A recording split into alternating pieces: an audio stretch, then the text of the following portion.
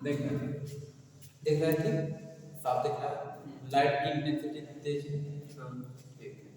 तो देखिए चोल डायनेस्टी हमने बताया था, तो चोल डायनेस्टी वालों ने क्या किया था आपको बताया था। इसके जो संस्थापक थे कौन थे पता है? इसके संस्थापक कौन थे? विजयालय। कौन थे? विजयालय। विजयालय क्या थे इसके संस्थापक?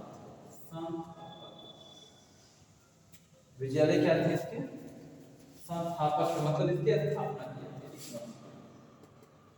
संस्थापक।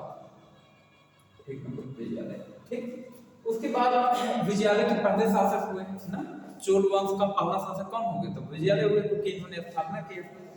उसके बाद अगर शासकों का क्रम देखें तो इसमें शासकों का क्रम, तो विजयालय के बाद जो शासक हुए उसका नाम था आदित्य प्रथम। क्या नाम था? आदित्य प्रथम। ये आदित्य प्रथम जो इसके बाद शासक हुए, विजयालय के बाद अगला शासक कौन था? आदित्य प्रथम। आपको पता है विजयालय ने इसकी राजधानी क्या बनाया था? चोल वंश की राजधानी क्या बनाया था पता है? तंजौर। कल बताया था, कल की वीडियो में। तंजौर। चोल वंश की राजधानी क्या बनाया था? तंजौर बनाया था। ठीक, तंजौर। ये देख रहा है तंजौर। ठीक, इन्होंने चोल वंश की राजधानी तंजौर को बनाया था। आपको पता है तमिल साहित्य का स्वर्णकाल किसे कहते हैं पता है? तमिल साहित्य का स्वर्णकाल किसे कहा जाता है? चोल वंश को कहते हैं तमिल साहित्य का स्वर्णकाल। कर लिखे थे। उसके बाद आदित्य प्रथम के बाद जो अगला शासक था उसका क्या नाम था? Parantaka first. Parantaka first. Parantaka first ने क्या क्या काम किया? तो परांतक फर्स्ट ने जो है मदुरै शहर पर आक्रमण किया था। ठीक, इसने क्या किया था? मदुरै शहर पे आक्रमण किया, और मदुरै शहर पर आक्रमण करके मदुरै को क्या किया? हरा दिया। और मदुरै को हरा करके इसने जो है किस डायनेस्टी की स्थापना की है? डायनेस्टी कह रहे हैं, इसने मदुरै शहर को हरा करके कौन सी उपाधि धारण की? मदुरै कोंड की। पता है ना, मदुरै कोंड की। इसने परांतक फर्स्ट ने किस पर अटैक किया था? मदुरै शहर पे अटैक किया, अटैक करके जीत लिया, और कौन सी उपाधि धारण किया? मदुरै कोंड की उपाधि धारण किया, मदुरै कोंड की। उसके बाद देखिए इसने उपाधि धारण के, देखो लिख देते हैं, इसने उपाधि धारण किया था मदुरै कोंड की, मदुरै कोंड की, ये उपाधि धारण की। उसके बाद बच्चों क्या हुआ? परांतक फर्स्ट ने राष्ट्रकूटों पे आक्रमण किया। राष्ट्रकूट के शासकों का। तो परांतक फर्स्ट ने राष्ट्रकूटों पे आक्रमण किया लेकिन हार गया। परांतक फर्स्ट ने राष्ट्रकूटों पर आक्रमण किया था लेकिन क्या हुआ? हार गया। राष्ट्रकूट शासकों पर इसने आक्रमण किया, राष्ट्रकूट शासकों ने इसको हरा दिया। किसको? परांतक फर्स्ट हरा दिया। उसके बाद जो यानी कि बता दें, राष्ट्रकूट शासकों ने लिख देते हैं, राष्ट्रकूट शासकों ने परांतक फर्स्ट को हरा दिया, परांतक फर्स्ट को हरा दिया। उसके बाद बच्चों अगला जो शासक आता है नेक्स्ट, उसका नाम था राजराज फर्स्ट। क्या नाम? राजराज फर्स्ट। ये अगला जो शासक था उसका नाम था राजराज फर्स्ट। इसने क्या किया था? तो इसने श्रीलंका पे आक्रमण किया था। कहां किया था? इसने श्रीलंका पे आक्रमण किया। श्रीलंका पर क्या किया था? आक्रमण। इसने श्रीलंका पर आक्रमण करके वहां से धन संपत्ति लूटा, और लूट करके इसने कौन सी उपाधि धारण की पता है? मामुंडी चोर की। कौन सी उपाधि? मामुंडी, मामुंडी चोर की उपाधि धारण किया। देख रहे हैं, राजराज फर्स्ट ने श्रीलंका पर आक्रमण किया। श्रीलंका पर क्या किया? आक्रमण किया, और श्रीलंका पर आक्रमण करके कौन सी उपाधि धारण किया? मामुंडी चोर की उपाधि धारण किया। क्लियर हो रहा है? उसके बाद राजराज फर्स्ट ने बृहदीश्वर मंदिर का भी निर्माण किया। देखो लिख देते हैं, बृहदीश्वर, बृहदीश्वर मंदिर का क्या किया? निर्माण किया। देखो, तो राजराज फर्स्ट ने श्रीलंका पे आक्रमण करके धन संपत्ति लूटा, मामुंडी चोर की उपाधि धारण किया, बृहदीश्वर मंदिर का निर्माण। क्लियर? ये था राजराज फर्स्ट। उसके बाद अगला जो शासक आता है बच्चों वो बहुत ही फेमस शासक था, उसका नाम क्या है पता है? राजेंद्र चोल, जिसे हम लोग कहते हैं राजेंद्र फर्स्ट के भी नाम से जानते हैं। क्या नाम है? अगला शासक राजेंद्र, अगला जो शासक है बच्चों राजेंद्र फर्स्ट या राजेंद्र चोल के नाम से जानते हैं। राजेंद्र चोल ये शासक बहुत फेमस शासक है, बहुत प्रतापी शासक है, प्रतापी शासक जो बहुत मारकाट करता है उसे भी प्रतापी शासक है। राजेंद्र फर्स्ट ने क्या काम किया देखिए, राजेंद्र फर्स्ट के बारे में मैंने बताया था।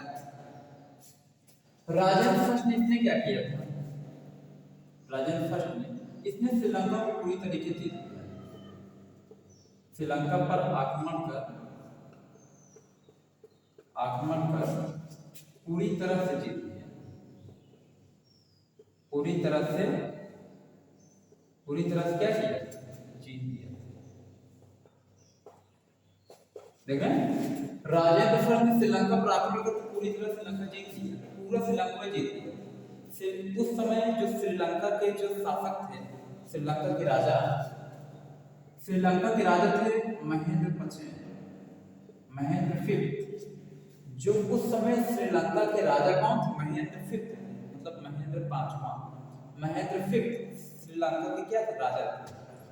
इन्हें क्या आपको पता है, जब इसने श्रीलंका पूरी तरीके जीत लिया, ये महेंद्र फिफ्थ भाग रहे थे, राजेंद्र फर्स्ट इनको पकड़ करके बंदी बना करके, राजेंद्र फर्स्ट इनको पकड़ के बंदी बना करके कहाँ लाया पता है? अपने साम्राज्य में इनको लाया। महेंद्र पचम सोच इनको बंदी बनाया था। राजेंद्र फर्स्ट ने क्या बना दिया? राजेंद्र फर्स्ट ने महेंद्र फिफ्थ को बंदी बनाकर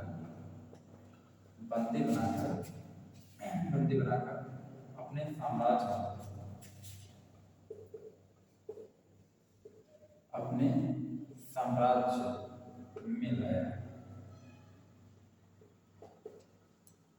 ठीक है, महेंद्र पचम को राजेंद्र फर्स्ट ने बंदी बना लिया था। राजेंद्र फर्स्ट ने महेंद्र पचम को बंदी बनाकर अपने साम्राज्य में लाया। ये हाल था, सोचो पूरा श्रीलंका जीत लिया। सोचिए राजेंद्र फर्स्ट ने क्या किया था? पूरी श्रीलंका जीत लिया था। ये हाल था। सोच सकते हो कि राजेंद्र फर्स्ट जो है, जो राजेंद्र फर्स्ट कितना शक्तिशाली शासक था जिसने पूरी श्रीलंका जीत लिया। और महेंद्र पचम को लास्ट में भाग रहे थे, इनको बंदी बनाकर अपने साम्राज्य लाए। ये हाल था। उसके बाद देखिए राजेंद्र फर्स्ट ने और भी क्या काम किया आपको पता है? राजेंद्र फर्स्ट के दिमाग में एक दिन एक विचार आया कि ये सोच रहा था राजेंद्र फर्स्ट, इसकी राजधानी तंजौर था। तो राजेंद्र फर्स्ट ने सोचा कि क्यों ना हम अपने राजधानी बगल में एक शहर, एक सिटी बसाएं, एक शहर बसाएं। तो यह एक शहर बसाने के उद्देश्य से उस समय इसको गंगा नदी का पानी चाहिए था, क्योंकि गंगा नदी को हम लोग गंगा माँ कहते हैं। गंगा माँ बहुत पवित्र नदियों में से एक माने जाते हैं। तो ये सोच रहा था हम उस शहर के जो स्थापना करेंगे उस पर गंगा नदी का पानी छिड़केंगे उस प्लेस पर, तब हम वहाँ पे एक शहर बसाएंगे। इससे वह शहर सुख और समृद्धि से पूर्ण होगा। तो ये क्या सोच, यही सोच करके उस समय जो है बंगाल का शासक थे महिपाल। बंगाल के शासक एक थे, उनका नाम था महिपाल। तो उन पे अटैक कर दिया, बंगाल के शासक पे अटैक कर दिया गंगा नदी पानी के लिए। अटैक कर दिया, अटैक करके पूरी तरीके से बंगाल को तहस नहस कर दिया। बंगाल को तहस नहस करके बच्चों वहां से क्या किया पता है? वहां से फिर गया नदी, महिपाल को पकड़ कर गया नदी किनारे। महिपाल तो चलता हमें फेंक देगा नदी में, फेंका नहीं, उनको वहीं रोक करके एक कहने मतलब एक कटोरी कह सकते हो, एक कटोरी इसने गंगा नदी का पानी लिया, भरा और भर करके महिपाल से कहा, देखो महिपाल तुम्हारे साम्राज्य को मुझे नहीं चाहिए, जो तुम्हारा राज्य हम जीते हैं वो तुमको हम वापस लौटाते, मुझे केवल पानी चाहिए था। तो महिपाल ने कहा, अरे महाराज आप पहले बताते, पानी के लिए आप पता है पूरा साम्राज्य हमारा तहस नहस करते हैं, आप बताए होते तो हम आपको पानी पहुँचवा दिए होते, ताप ना करने की क्या जरूरत है। तो उसके बाद यही कहकर उनका साम्राज्य वापस किया, वो पानी लेकर चला आया। तो उसने एक शहर बसाया, राजेंद्र फर्स्ट ने क्या बसाया, एक शहर बसाया। उस शहर का नाम इसने शहर बसाया। अच्छा, शहर का नाम क्या रखा, ऐसा लिखे ज्यादा ठीक है, दो नंबर हो रहा है। देखो, राजेंद्र फर्स्ट ने गंगई और चोलपुरम, देखिए ये शहर का नाम क्या नाम दिया, राजेंद्र फर्स्ट ने गंगई कोड चोलपुरम नाम का एक शहर बताया, नाम का एक शहर बताया। नहीं देख, राजेंद्र फर्स्ट ने गंगई कोड चोलपुरम नाम का क्या बताया, एक शहर बताया। शहर का नाम क्या रखा पता है, गंगई कोड चोलपुरम, देख रहे हैं।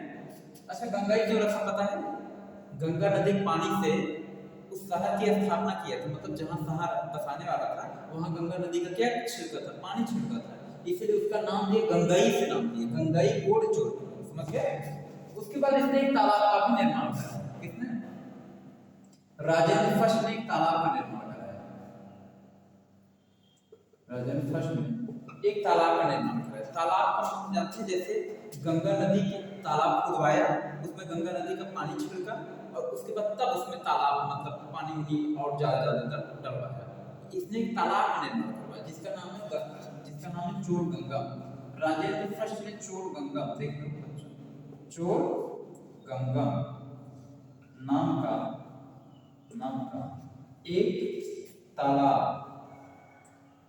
चोर गंगम नाम का एक तालाब बनाया, ठीक है। राजेंद्र फर्स्ट ने चोर गंगम नाम का एक तालाब बनाया, देखो लास्ट में लिखा गंगम, इसका मतलब उसमें गंगा नदी का पानी छिड़का था, इसलिए नाम क्या दिया, गंगम। तो राजेंद्र फर्स्ट ने चोर गंगम नाम का एक तालाब बनवाया और गंगई कोड चोलपुरम नाम का एक शहर बसाया। क्लियर हुआ कंसेप्ट। अब देखिए होता क्या है आगे, यहां तक तो हो गया। राजेंद्र फर्स्ट उसके बाद क्या किया, तो बता दे आपको, यहां तक होने के बाद बच्चों आपको बता दे कि लास्ट में हुआ क्या। इंडोनेशिया का एक शासक था, बताए थे, उसका नाम क्या था, शैलेंद्र। तो हुआ क्या कि चीन का एक राजदूत, चीन मतलब चाइना, ठीक, चाइना का एक राजदूत इंडोनेशिया आया था।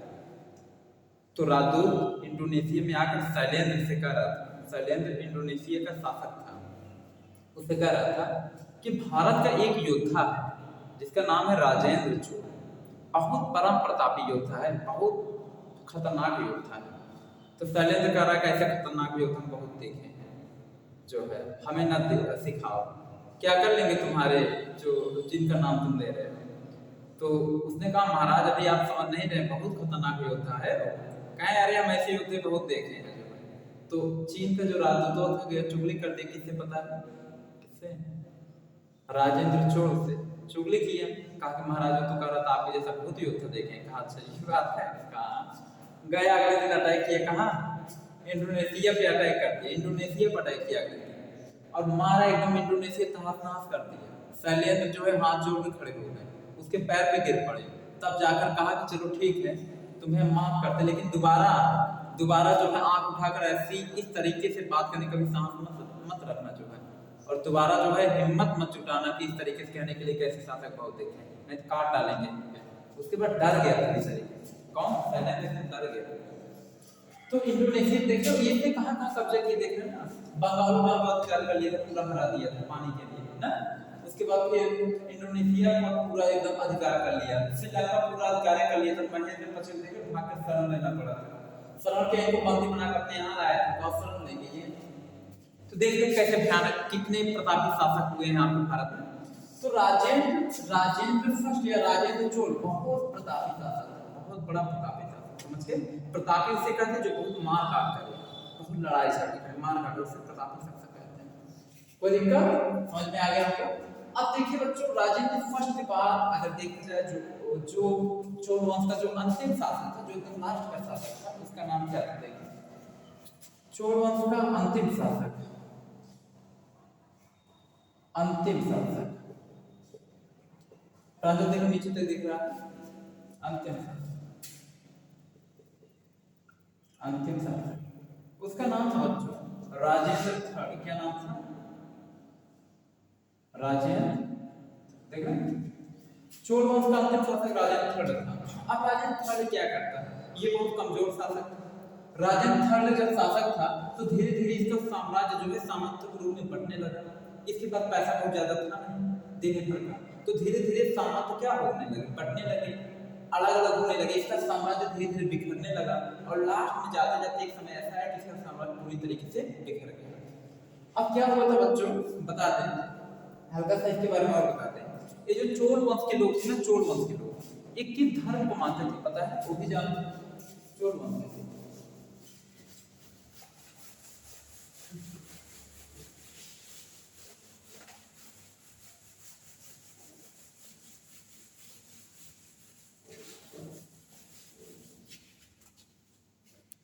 देखिए बच्चों चोल वंश के जो लोग थे, चोल वंश के लोग ये शैव धर्म मानते थे। कौन सा धर्म? शैव धर्म। अच्छा शैव धर्म का मतलब समझते हो? शैव धर्म का मतलब शिव भक्त, शिव भक्त। देखो लिख देते हैं शिव भक्त। शिव भक्त का मतलब जानते हो? जो शिव भगवान की पूजा करते थे, शिव भक्त। चोल वंश के लोग शैव धर्म को मानते थे बच्चों, मानते थे। यानी चोल वंश के लोग ज्यादातर क्या थे? शिव भक्त थे, शिव भगवान की पूजा करते थे। क्लियर? उसके बाद क्या है बच्चों कि जो ये चोल वंश के लोग हैं, इनकी जो कुछ आस्था थी वो विष्णु भगवान में भी थी। विष्णु भगवान में भी आस्था।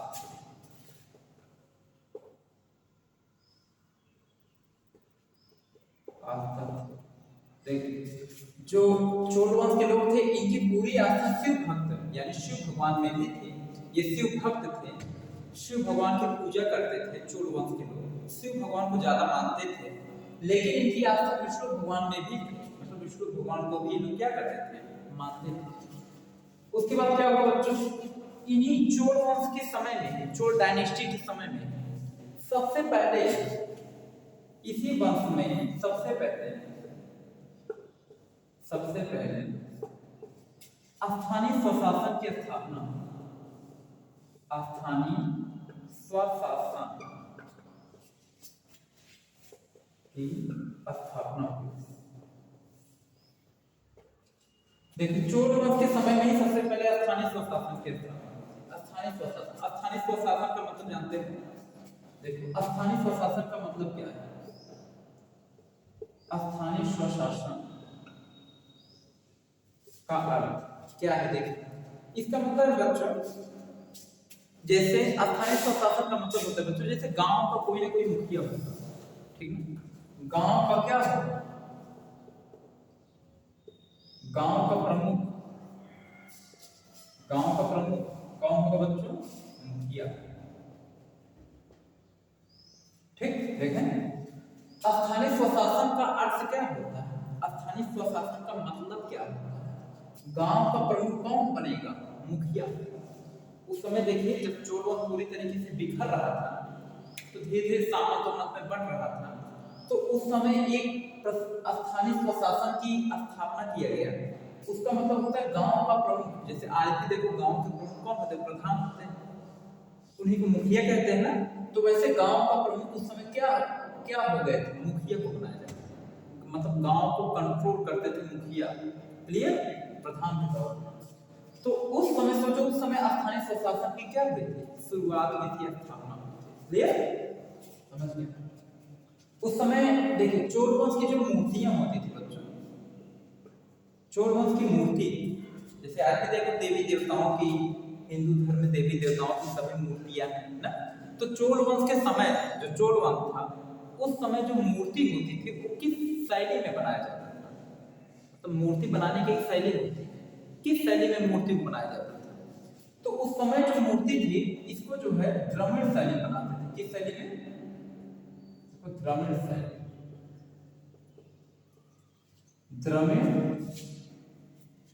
द्रविड़ शैली में मूर्तियों को बनाते थे, मूर्तियों को बनाते थे। देखिए तो चोल वंश में बच्चों जो मूर्ति निर्माण करने की जो शैली थी वो कौन सी शैली थी? द्रविड़ शैली। द्रविड़ शैली में मूर्तियों को बनाते थे कौन? चोल वंश के लोग। चोल वंश के जो लोग थे वो द्रविड़ शैली में मूर्तियों को बनाया करते थे। क्लियर हो गया कंसेप्ट? तो आज बच्चों आज आपको क्लियर हो गया, चोल डायनेस्टी आज हुआ कंप्लीट। इसके आगे चलेगा अब आपका जो अगला पार्ट है वो आपका चलेगा नेक्स्ट। तो आज के लिए इतना ही, इसके आगे वीडियो चलेगा।